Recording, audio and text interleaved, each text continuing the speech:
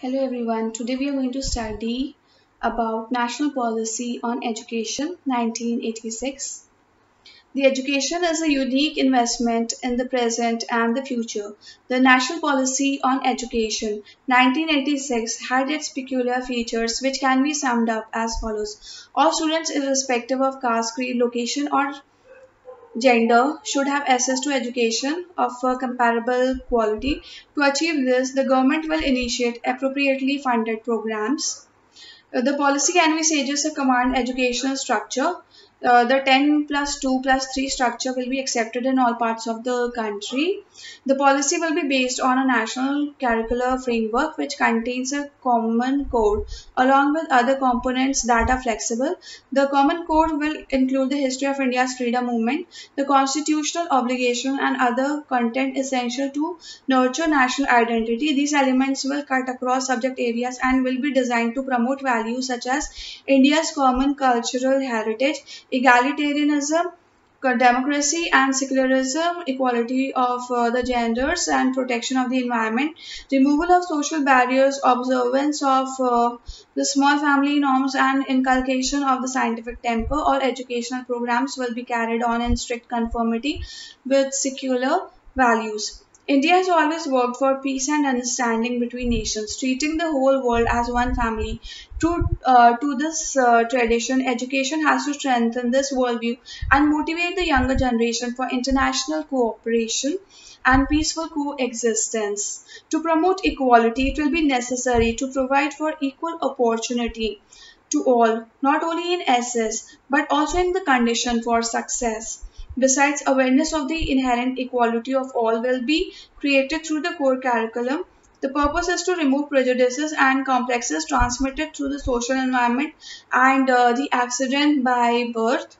Minimum levels of learning will be laid down for each stages of education. Steps will be taken to foster among students an understanding of the diverse cultural and social systems of the people living in different parts of the country. In higher education in general, the technical education in particular, steps will be taken to facilitate inter-regional mobility by providing equal access to every Indian of requisite merit, regardless of his origins. The universal character of universities and other institutions of higher education is to be underscored. In the areas of research and development and education in science and technology, special measures will be taken to establish network arrangements between different institutions in the country to pool their resources and participate in projects of national importance. The nation as a whole will assume the responsibility of providing resource support for implementing programs of educational transformation, reducing disparities, universalization of elementary education, adult literacy, scientific and technological research, etc. Lifelong education is a cherished goal of educational process. This presupposes universal literacy. Opportunities will be provided to the youth, housewives, agriculture and industrial workers and professionals to continue the education of their choice at the pace suited to them.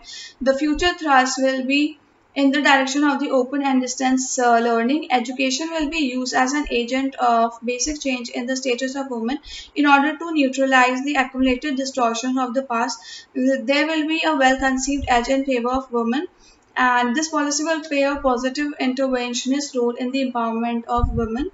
The removal of women's illiteracy and obstacles inhibiting their access to and retention in elementary education will receive overriding priority through provision of special support services, setting of time targets and effective monitoring. Major emphasis will be laid on women's participation in vocational, technical and professional education at different levels. The central focus in the scheduled caste educational development and their equalization with the non-SC population at all stages and levels of education in all areas and in all the four dimensions: rural male, rural female, urban male and urban female. The measures contemplated for this purpose include incentives to indigent families to send their children to school regularly till they reach the age of 14, pre-matric scholarship scheme for children of families engaged in occupations such as scavenging, flaying, and tanning to be made applicable from class 1 onwards. All children of such families, regardless of income,